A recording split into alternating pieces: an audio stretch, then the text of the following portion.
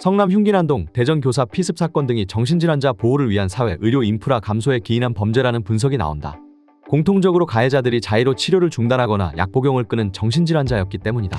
그러나 문재인 정부 출범 이후 2017년부터 진행된 이번 억제 정책에 정신질환자 급증에도 이번 병상은 감소세에 있다. 이는 정신의학적 응급 대응 조치를 져야 하는 가장 큰 요인으로 꼽힌다. 6일 신경정신의학회는 최근 잇따른 정신질환자의 중대범죄에 대해 비극의 예방과 사후관리 대책을 요구하지 않을 수 없다며 감당하기 어려운 중증 정신질환 치료를 국가가 책임져야 한다는 입장을 밝혔다.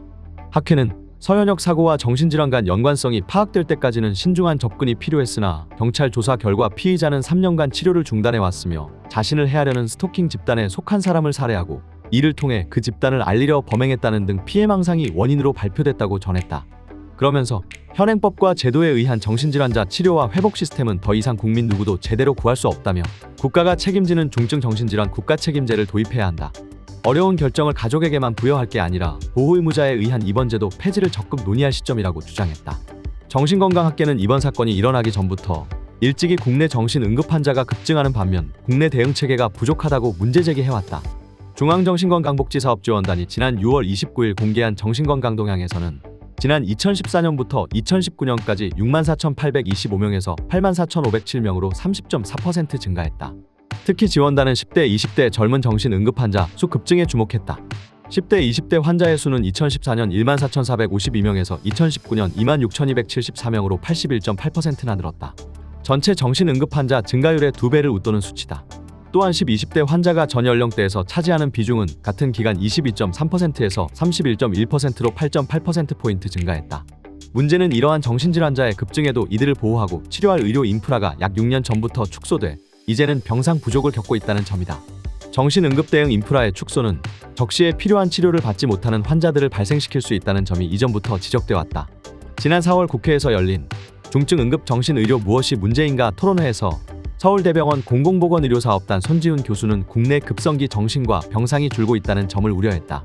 손 교수 발표에 따르면 지난 2011년부터 2020년까지 10년 새 상급 종합병원 내 정신과 보호 병동은 18% 감소했다. 이는 문재인 정부가 출범한 2017년부터 이번 억제 정책이 시행되면서 감소세는 더 가팔라졌다. 상대적으로 양호한 시설과 인력을 보유한 병원들부터 폐쇄되거나 규모가 축소했다. 실제 2014년 광주 세브란스병원, 2018년 청량리정신병원, 2022년 성안드레아병원이 정신과 보호 병동을 폐쇄했다. 또 경기도립정신병원, 용인정신병원도 보호 병동을 축소했다. 2020년 2, 4분기 기준 상급 종합병원 정신과 보호 병상 수는 840개에 그친다. 손 교수에 따르면 서울 시내 정신이상 관련 신고 건수는 연간 26,000건에 달한다. 이 중 정신응급 사례로 판단돼 출동한 건수는 1268건뿐이다. 그러나 이 가운데 입원 치료를 받은 경우는 37.7%에 불과했다. 나머지 60% 이상의 경우는 외래 치료 안내 혹은 보호자 인계에 그치거나 별다른 조치 없이 마무리됐다. 손 교수는 환자 보호자분들께 물어보면 입원 병상이 부족하다는 것, 특히 입원 병상 중에서도 종합병원 내에 있는 병상이 부족하다는 이야기가 지속적으로 나오고 있다고 지적했다. 잇따른 중대범죄의 정신질환자들이 치료를 계속할 수 있도록 사회가 나서야 한다는 요구가 쇄도하고 있다. 지금과 같은 방치는 또 다른 범죄를 일으킬 수 있다는 것이다. 정부도 이러한 문제 제기에 호응해 정신질환과 관련한 전반적 제도 개선을 모색하는 관계부처 합동 태스크포스 TF를 지난 4일 출범시켰다. 보건복지부와 법무부 등이 참여하며 정신질환자 입원 제도 전반을 검토하고 치료 지원 제도를 개선하는 등 정신질환자 치료의 실효성을 높일 제도 개선 방안을 마련할 방침이다. 특히 법무부는 흉악범죄를 일으킬 우려가 큰 중증 정신질환자에는 사법입원제 도입을 검토하고 있다.